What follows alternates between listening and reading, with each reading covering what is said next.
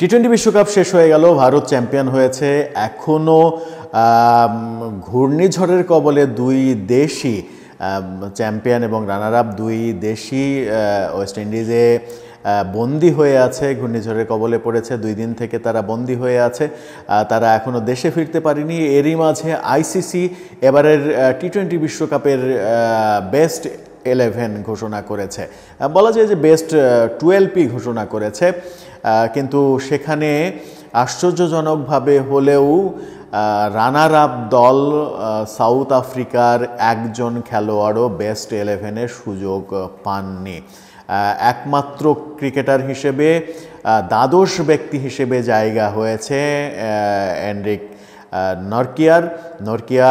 এবারের টুর্নামেন্টে বুমরার সমান 15 উইকেট পেয়েছেন, কিন্তু ইকোনমি খুব একটা ভালো নয়, সেই কারণে পিছিয়ে পড়েছেন। কিন্তু সমান 15 উইকেট পেয়েও একাদশে তার জায়গা হয়নি, একাদশে জায়গা করে নিতে পারেননি, দ্বাদশ ব্যক্তি হিসেবে জায়গা হয়েছে। এবং আশ্চর্যজনকভাবে এটা ঘটলেও অবশ্যম্ভাবীভাবে যেটা ঘটেছে সেটা হচ্ছে যে ভারতেরই 6 জন ক্রিকেটার সেরা একাদশে জায়গা পেয়েছেন। ভারতের 6 জন যখন জায়গা পেয়েছেন তখন সব থেকে ইম্পর্টেন্ট যে ব্যাপারটা সেটা হচ্ছে আফগানিস্তানের 3 জন খেলোয়াড় এই একাদশে জায়গা পেয়েছেন। বাংলাদেশের কেউ জায়গা পেয়েছেন এটা ভাবতে নিশ্চয়ই আপনি চাইবেন না, কারণ বাংলাদেশি খেলোয়াড়দের এবারের যে পারফরমেন্স সেটা থাকার মতো নয়। আফগানিস্তানের তিন জন ক্রিকেটার একাদশে বেস্ট 11-এ আইসিসির নজরে পড়েছে।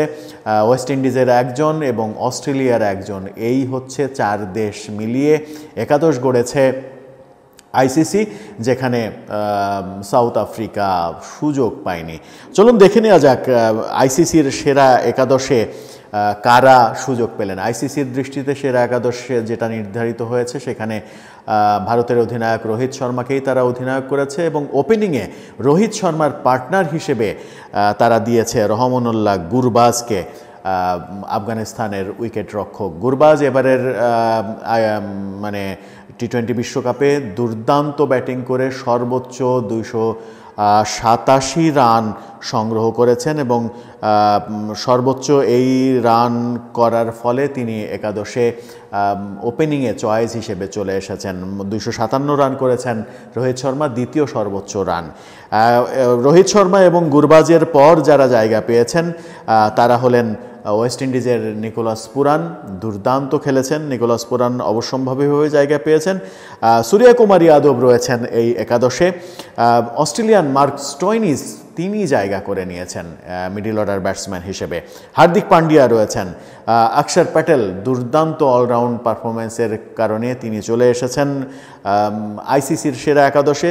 রশিদ খান রয়েছেন আফগান অধিনায়ক, তিনি অবধারিতভাবেই থাকা উচিত, তিনি থেকেছেনও।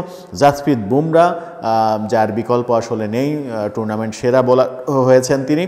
আর্শদীপ সিং তিনিও কিন্তু জায়গা করে নিয়েছেন এই একাদশে দারুণ বল করে। আফগান ফজল হক ফারুকি এই একাদশের 11তম খেলোয়াড় হিসেবে জায়গা করে নিয়েছেন। ফাস্ট বোলিংয়ে এবার ফজল হক ফারুকি দারুণ পারফরমেন্স করেছেন, যার পুরস্কার তিনি পেয়েছেন। এবং ওই যে বললাম দ্বাদশ খেলোয়াড় এন্ড্রিক নরকিয়া, তিনি দ্বাদশ খেলোয়াড় হিসেবে জায়গা করে নিয়েছেন।